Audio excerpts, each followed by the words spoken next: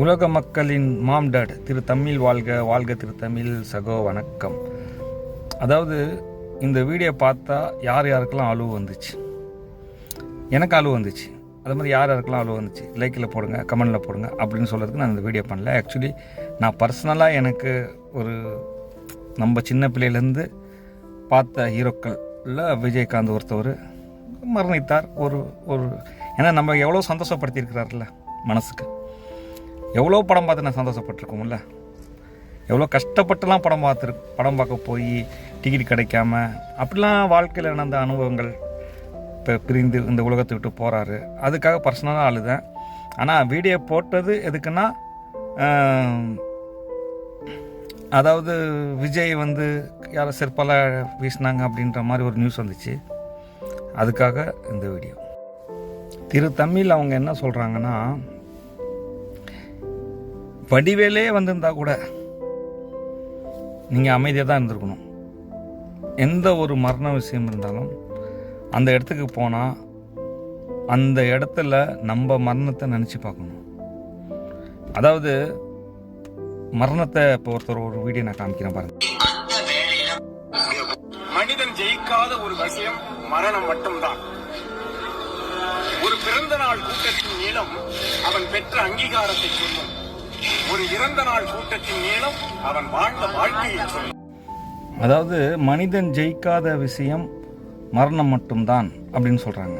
ஆனால் நான் என்ன சொல்கிறேன்னா, மனிதன் ஜெயிக்கக்கூடிய விஷயமே மரணம் தான். அதாவது எப்படின்னா, எல்லா முயற்சிகள் பண்ணணும், முயற்சி பண்ணக்கூடியது நம்மளுடைய கடமை.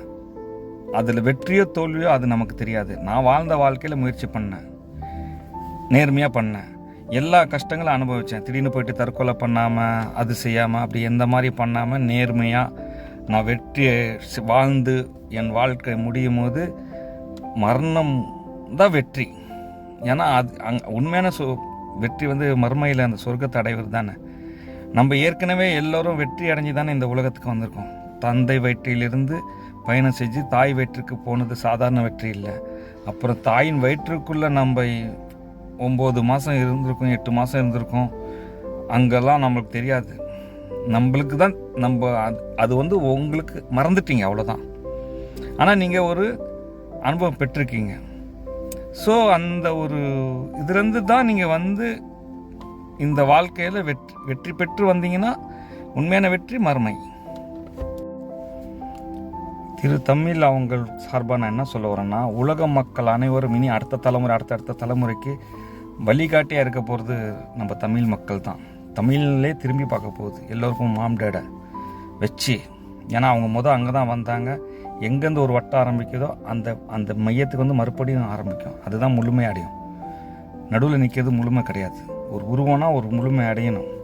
ஸோ அந்த இது எங்கேருந்து ஆரம்பிச்சுன்னா, தமிழ்நாட்டிலேருந்து ஆரம்பித்தோம். தமிழ்நாட்டுக்கு மறுபடியும் நான் மறுபடியும் தமிழில் எல்லோருக்கும் மாம் டேடை ஒரு வகையாக அறிமுகப்படுத்துகிறேன். இந்த உலக மக்கள் அனைவரும் இது வரைக்கும் வந்த என்ன வேணால் சொல்லிங்க சந்தித்த மகான்கள் இந்த ஒரு மாம் டேடு தான் இறுதி. அதை நான் இறுதியாக உங்களுக்கு சொல்ல வந்துட்டேன். இனி அவங்கள பற்றி எந்த செய்தி சொன்னாலும் இதுக்கப்புறம் எனக்கு அப்புறம் யாரும் சொல்ல போகிறதில்ல. என்னை கொஞ்சம் கவனித்து பார்த்துங்க. மற்றபடி மரணத்துக்கு சென்றால் நீங்கள் உங்கள் மரணத்தை நினைத்து கொள்ளுங்கள். இந்த மாதிரி அரசியல் பண்ணாதீங்க.